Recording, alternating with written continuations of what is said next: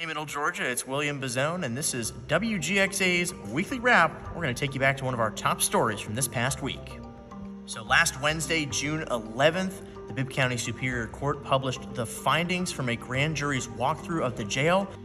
And this year, their assessment of the jail seems to be pretty harsh. In fact, they called the C block, quote, disgusting and inhumane.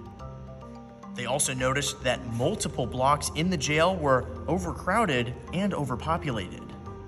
And this week, we turn to Bibb County Sheriff David Davis to weigh in on what all of these different things mean. Grand jury report is not really that much different than what the grand jury reports have been over the last 2 or 3 years. Needs to be upgraded, needs to be renovated, really needs to be torn down and a new jail built. Davis told us that because a lot of the blocks are in very similar conditions, almost if you've seen one, you've seen them all. We also noticed in the report that they didn't look at the D block, which is where numerous incidents as of late in the jail have happened, most notably a stabbing and attack between multiple groups of inmates. And another thing he told us about the overcrowding and overpopulated, he said it's more of a psychological effect because it's so small and cramped. And another thing that I think is notable to talk about is the grand jury found that multiple blocks had insufficient lighting.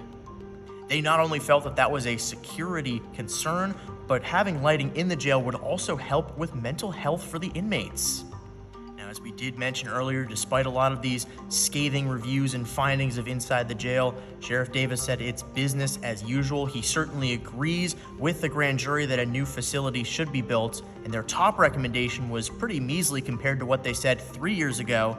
They said that it would be a new facility that would have to be built and money going to other projects. At the time, it was an amphitheater. That money should go ahead to building a new jail.